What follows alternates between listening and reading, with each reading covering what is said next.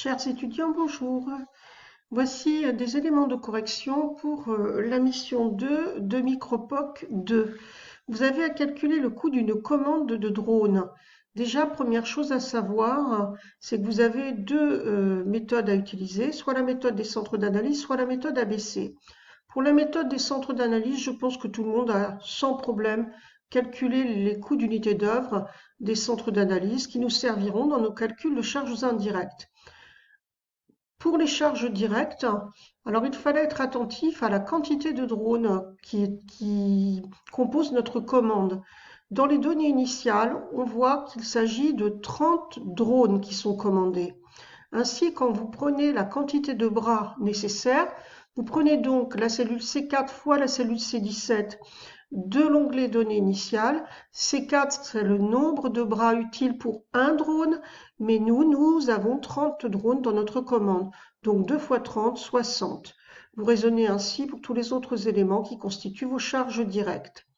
Sachant que les prix unitaires, vous les trouvez ici dans la partie basse de l'énoncé, coût des composants standards, donc coût unitaire 150 € pour un bras.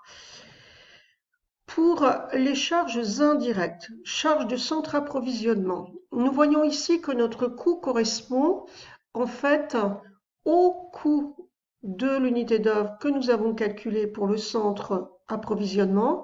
Quant à la quantité,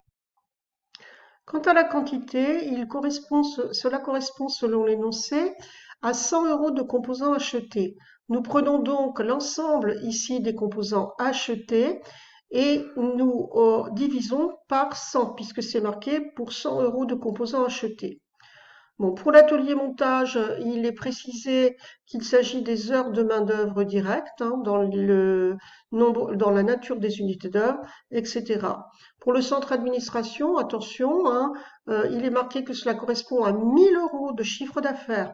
Du coup, quand vous faites votre calcul, il faut bien penser à diviser par 1000. Voilà. Ensuite, pour le reste, il suffit de reprendre les calculs que vous avez faits précédemment pour calculer le résultat. Passons maintenant à la méthode ABC. Nous avons donc ici des informations sur les activités, la nature des inducteurs et le nombre d'inducteurs correspondants. Nous voyons ici que nous avons des inducteurs qui sont de nature identique. Je vous rappelle que lorsque nous avons des activités avec des inducteurs de nature identique, nous les regroupons.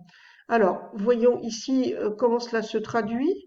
Lorsque nous sommes dans le tableau de regroupement par inducteur, on voit bien que pour les activités préparer les commandes et livrer les commandes, on a bien fait la somme des ressources des activités préparer les commandes et livrer les commandes que nous avons dans l'onglet précédent. Et puis, pour le nombre d'inducteurs, on reprend donc à ce moment-là le nombre d'inducteurs qui est précisé ici en cellule D11, c'est-à-dire 15. Mais nous ne les additionnons pas, puisque c'est le nombre de commandes clients dans les deux cas. Bon, pour le coût de l'inducteur, il suffit de diviser les ressources par le nombre d'inducteurs. Cela ne présente pas de difficulté. Je vous rappelle que les ressources, en fait, correspondent aux charges de l'activité.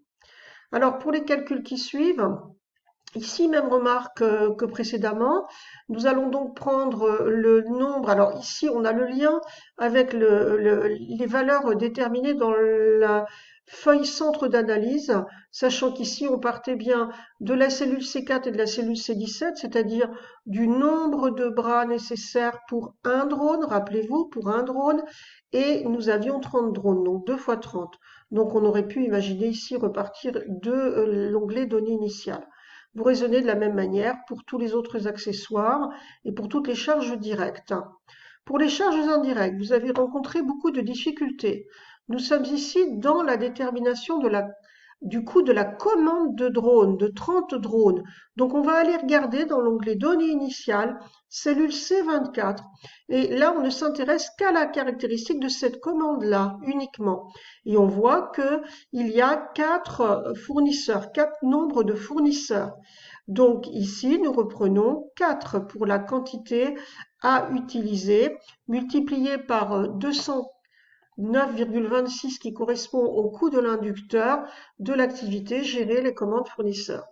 Pour raisonner de la même manière jusqu'au bout, avec toujours le même piège pour ce qui concerne le chiffre d'affaires en euros, en cas euros, hein, puisqu'on a exactement ici le même piège, en cas euros. Donc on n'oublie pas de diviser par 1000.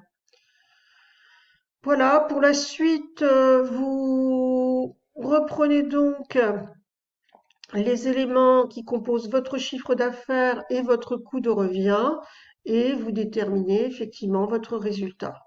Voilà, pour votre analyse ensuite, il ne s'agira pas de retenir la méthode qui permet d'obtenir le plus fort résultat, ce n'est pas le but. Je vous rappelle qu'ensuite on va choisir une méthode que l'on appliquera dans l'entreprise, quelle que soit la commande que l'on aura. Donc le but est surtout de choisir une méthode qui correspond le plus à la nature de l'activité de l'entreprise et à sa spécificité. Ici, nous avons des commandes de drones avec énormément de composants et des ventes par petites quantités. Donc, la méthode ABC est plus adaptée à cette entreprise. Voilà, je vous souhaite bon travail, bonne journée.